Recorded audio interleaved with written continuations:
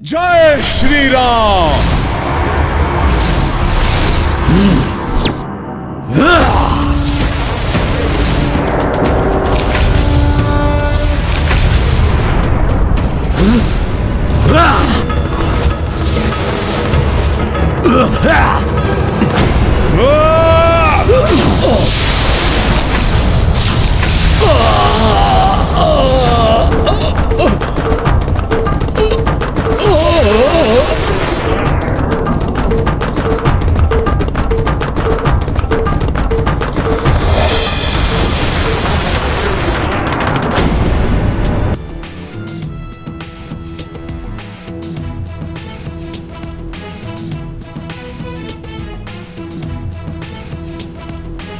प्रभु श्री राम की जय। हे श्री राम भक्त हनुमान, मुझे और मेरी गंधर्व सेना को इस अधर्म के अंधकार से मुक्ति दिलाकर आपने हमारा उद्धार किया है। आपको शत शत नमन। संकट मोचन महाबली हनुमान की जय। संकट मोचन महाबली हनुमान की जय। हे संकट मोचन महाबली हनुमान, आपकी सदैव ही जय हो। जय हो प्रभु श्री राम की। उन्हीं की महिमा के प्रताप से ये सब हुआ है। मेरा तो सर्वस्व वही है। मेरे लिए तो आदि भी प्रभु श्री राम है और अंत भी प्रभु श्री राम ही है।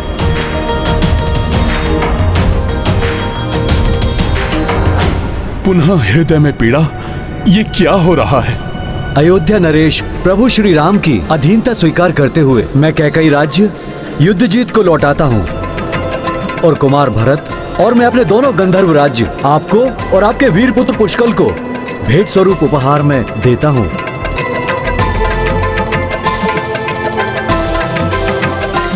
अब हमें प्रस्थान की अनुमति दे महाराज।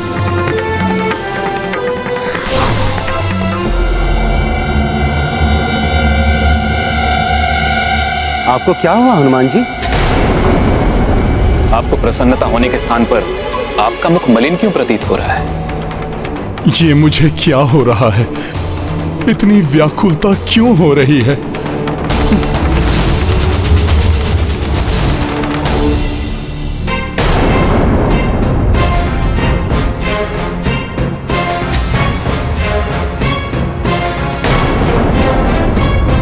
रघुकुल की वचन निभाने की रीत तो जग प्रसिद्ध है।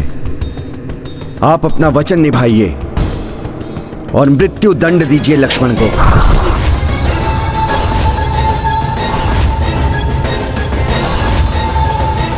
प्रभु, मुझे श्री ब्रह्मा जी का जो संदेश आपको देना था वो मैं दे चुका हूं।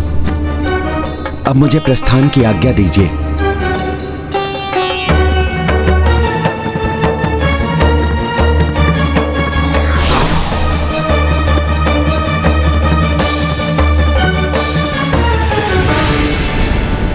क्या सत्य में श्री राम लक्ष्मण को मृत्यु दंड दे देंगे?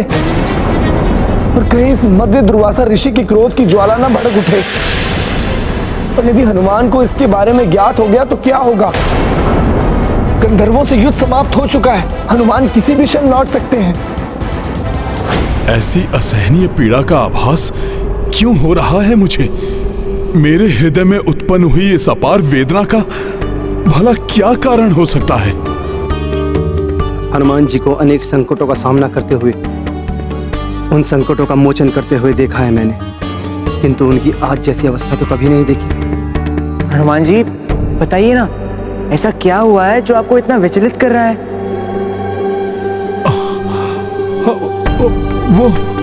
वो अवश्य किसी बड़ी दुविधा में है। कौन है दुविधा में हनुमान जी? प्रभु, मेरे प्रभु किसी बहुत बड़ी दुविधा में है।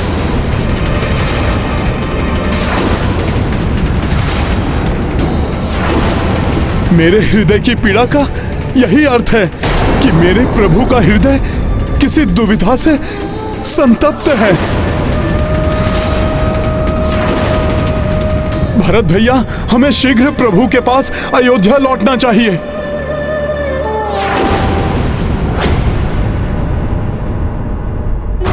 तो ये सब पूर्व ही नियोजित था।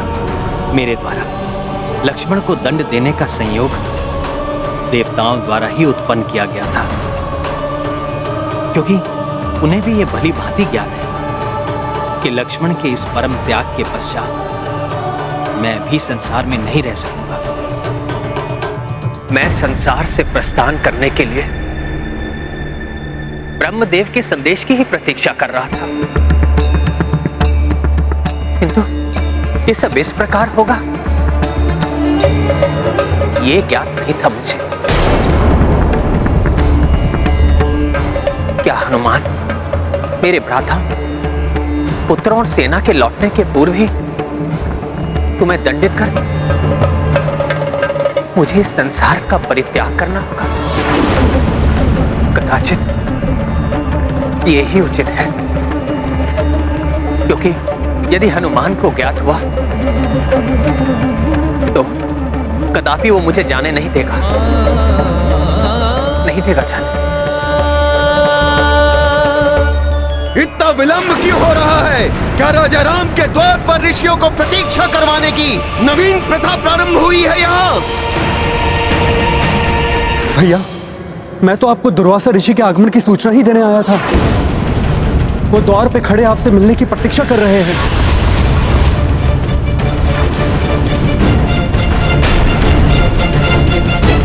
राम ऋषिवर, आपका स्वागत करने के लिए मुझे बाहर आने में विलंब हुआ, उसके लिए क्षमा कीजिए ऋषिवर। आपके इस विलंब का दंड भी दे सकता हूं मैं आपको। प्रतीत होता है आप भूल गए, मैं वही ऋषि हूं जिसने देवराज इंद्र को शापित कर स्वर्ग को श्रीहीन कर दिया था।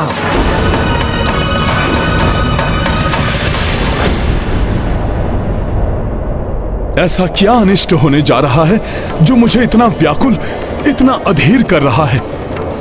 ऐसा क्यों प्रतीत हो रहा है जैसे मेरी आत्मा ही मेरे शरीर से विलग होने वाली है? भरत भैया, मेरा धीरज छूट रहा है। एक विचित्र सी चिंता मेरे मन में समा गई है। मुझे शीघ्र अतिशीघ्र अयोध्या पहुंचना चाहिए। आप रुकिए मत हनुमान, आप तीव्र गति से अयोध्या पहुंचे, हम भी शीघ्र ही पहुंच रहे हैं। अब जब तक मैं प्रभु को अपने नेत्रों से देख नहीं लेता, मेरा हृदय शांत नहीं होगा। हे ऋषिवर, आपका तपोबल तो संसार भर में विख्यात है। ऐसा कौन है जो आपके पराक्रम से अवगत नहीं? विश्वास कीजिए, आपकी अवहेलना का दुस्साहस तो मैं कभी नहीं कर सकता। कुछ विशेष कारण से ही मुझे आपके स्वागत के लिए विलंब हुआ, जिसके कारण भले ही आप मुझे श्राप देकर दंडित कीजिए, किंतु कृपा कर आप मुझसे अपनी सेवा का अवसर मत छीनिए। हमारे निवास को अपने श्री चरणों से शुद्ध कीजिए। आप अवश्य अपने अनेक वर्षों के निरंतर तप से क्लांत होंगे, इसलिए सर्वप्रथम आप थोड़ा विश्राम कीजिए। हमारी सेवा स्वीकार कर हमें धन्य कीजिए ऋषिवर। अद्भुत है आप श्री राम, स्वयं भगवान विष्णु के नर अवतार हैं आप। किसी प्रकार का दम्भ लेश मात्र भी नहीं है आप में। वही विनय, दया, निर्मलता एवं मर्यादा है आपके व्यक्तित्व में।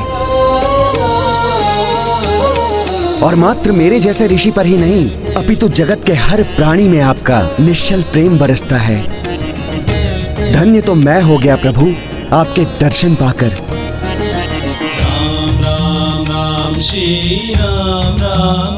हे ऋषिवर, मैं जो भी हूं इसका कारण आप जैसे महातपस्वियों की कृपा दृष्टि और अपने पूर्वजों के आशीष से ही हूं। आइए ऋषिवर।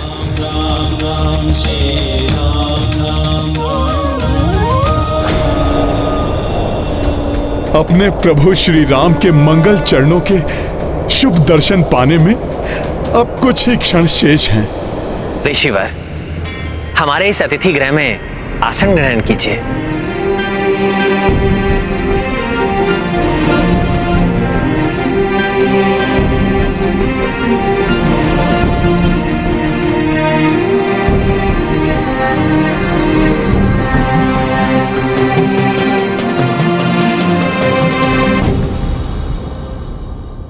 हे कौशल्या पुत्र श्री राम, मैंने आज अनेक वर्षों के तप और व्रत को सफलतापूर्वक संपन्न किया है, इसलिए अब मैं भोजन प्राप्त करना चाहता हूँ।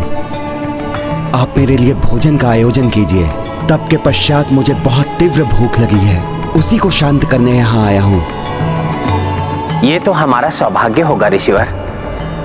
मैं अभी आपके भोजन की व्यवस्था करवा देता हूँ। किंतु श्री राम, मैं वही भोजन करूंगा जो इतने वर्षों की प्रतीक्षा के बाद अपने स्वाद से मुझे संतुष्ट कर दे, मेरे मन को तृप्त कर दे, और ऐसा भोजन तो मात्र पुत्री सीता ही बना सकती है। मैं उन्हीं के हाथों बना भोजन स्वीकार करूंगा।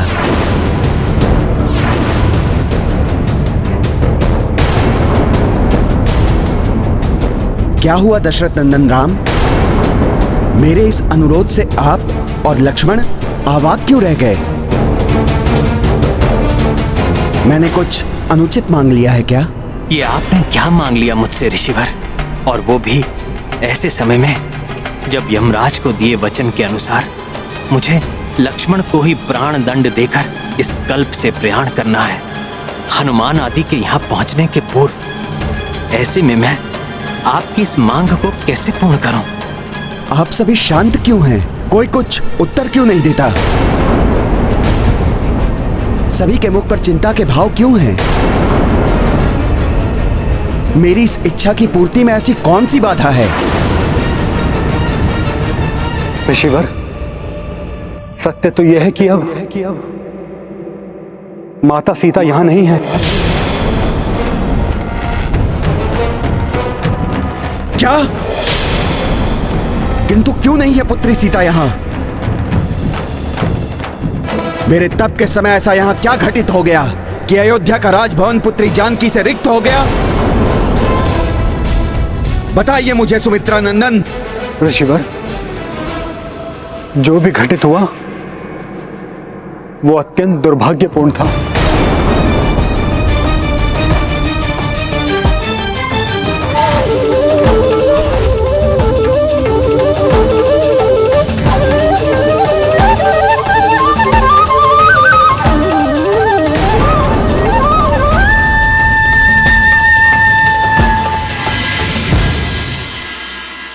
घोर अन्याय हुआ पुत्री सीता के साथ। उस समय मैं यहां उपस्थित होता तो पवित्रता की मूरत पुत्री जानकी के चरित्र पर प्रश्न चिन्ह लगाने वाले उस नीच व्यक्ति को मैं शाप देकर उसी समय भस्म कर देता। किंतु जैसे बीता हुआ कल नहीं लौटता, वैसे ही मेरे मुख से निकले हुए शब्द भी नहीं लौट सकते। अब मैं भोजन तो वही करूंगा जो पुत्री सीता बनाएगी। अब ये आपको प्रमाणित करना है श्री राम।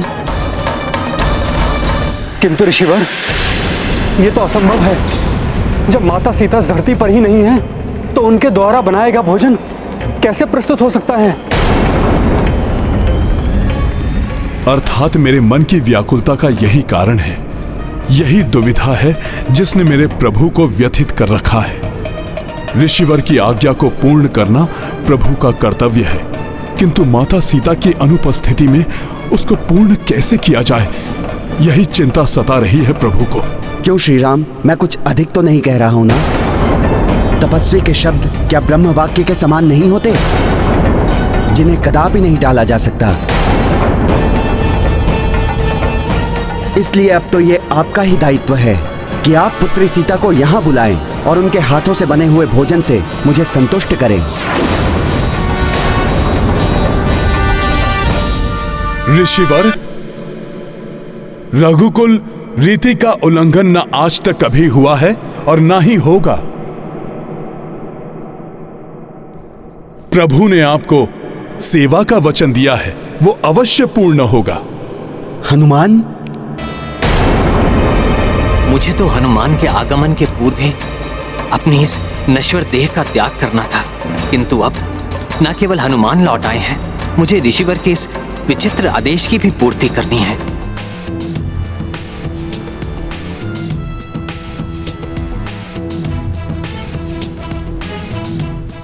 प्रणाम ऋषिवर। प्रणाम प्रभु। ऋषिवर, आपको माता सीता के हाथों का बना भोजन अवश्य प्राप्त होगा। ये क्या कह रहे हैं हनुमान? ये कैसे संभव है? यदि हम वचन देकर उसे पूर्ण ना कर सके तो ऋषिवर दुर्वासा के प्रचंड क्रोध से कौन परिचित नहीं, ज्ञात नहीं। वो क्या श्राप दे दें? हनुमान उनके इस आदेश को स्वीकार कर कोई बड़ी भूल तो नहीं कर रहा? हनुमान जी, मुझे ज्ञात है आप सदैव प्रभु श्री राम के कार्य को पूर्ण करने के लिए तत्पर रहते हैं, किंतु ऋषिवर को ऐसा वचन मत दीजिए जिसे पूर्ण करना आपके लिए भी असंभव हो। आप निश्चिंत रहें लक्ष्मण भैया। ये तो सर्वविदित है कि माता सीता अयोनिज हैं, अर्थात जिनका जन्म ही नहीं हुआ, भला उनकी मृत्यु कैसे हो सकती है? इसीलिए माता अभी भी सृष्टि में ही व्याप्त हैं और सदैव व्याप्त रहेंगी, और मुझे विश्वास है वो अपने इस पुत्र की सहायता अवश्य करेंगी।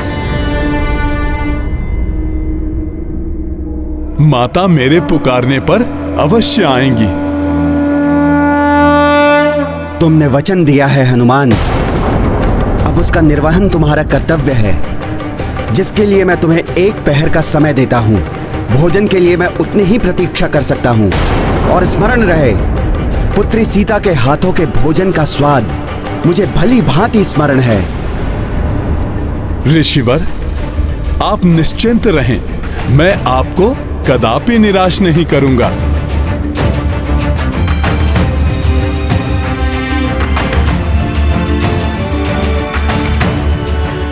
लक्ष्मण भैया, ये कार्य तो आप मुझे अकेले ही करने की अनुमति दीजिए।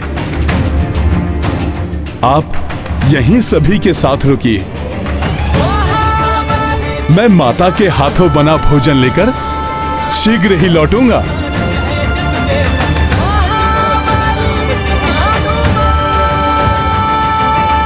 हनुमान ने ऋषिवर द्वारा उत्पन्न की इस परीक्षा का भार तो अपने ऊपर ले लिया, किंतु मुझे तो उससे भी कठिन परीक्षा देनी है। अपने हाथों अपने प्रिय भ्राता लक्ष्मण को मृत्यु दंड देकर उसके साथ इस मृत्यु लोक से प्रस्थान करना है। क्या उसमें हनुमान मेरा साथ दे सकेगा?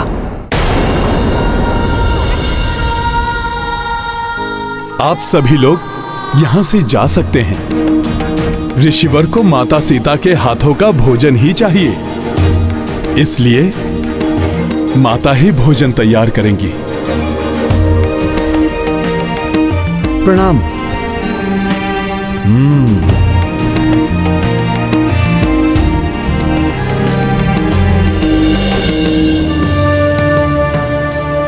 माता, आज आपको संपूर्ण अयोध्या की प्रभु के वचन की, आपके इस पुत्र के विश्वास की लाज रखनी है। माता, मेरी सहायता कीजिए। हनुमान अब क्या करने वाले हैं? क्योंकि मुझे भय है, यदि वे समय पर भोजन लेकर नहीं आए तो कहीं ऋषिवर के श्राप के भागी ना बन जाए। हनुमान ने तो ऋषिवर की बात मान ली, किंतु वो कैसे मेरी सीता के हाथों का बना भोजन लेकर आ सकता है? यदि मेरे दिए हुए समय के अनुसार हनुमान भोजन लेकर उपस्थित नहीं हुए तो मेरे श्राप के कोप से उन्हें कोई रक्षित नहीं कर पाएगा। आज लाज रखो माँ राम नाम की, विनती करे हनुमाना। हे माता तुम सबकी सहायक, मेरा काज बनाना। लाज रखो माँ राम नाम की, विनती करे हनुमाना। ये हनुमान जी का मधुर स्वर, वो अपने मधुर स्वर में माता सीता के लिए भजन गा रहे हैं।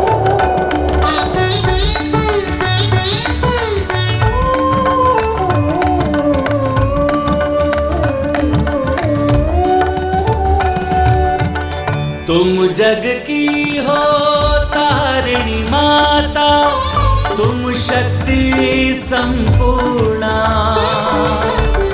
तुमने हाथों से है खिलाया अन्न मुझे अन्नपूर्णा।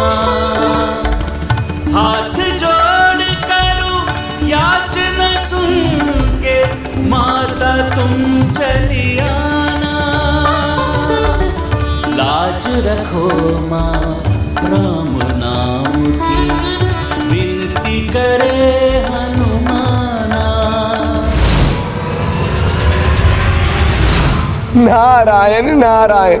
हनुमान माता सीता को ऐसे पुकार रहे हैं मानो जैसे नन्हा शिशु इतने विश्वास से अपनी माता को पुकार रहा हो जैसे कि वो सदा उसके साथ रहती है।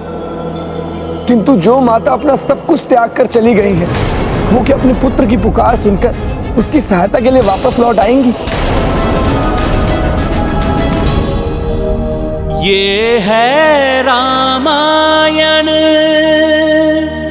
रामचंद्र गुण धाम की, सब सुधि जन करिए कथा श्रवण श्री राम की। परिस्थिति व्यक्ति की परीक्षा लेती है, परंतु ये व्यक्ति पर निर्भर करता है कि वो उसका सामना कितने धैर्य के साथ करता है।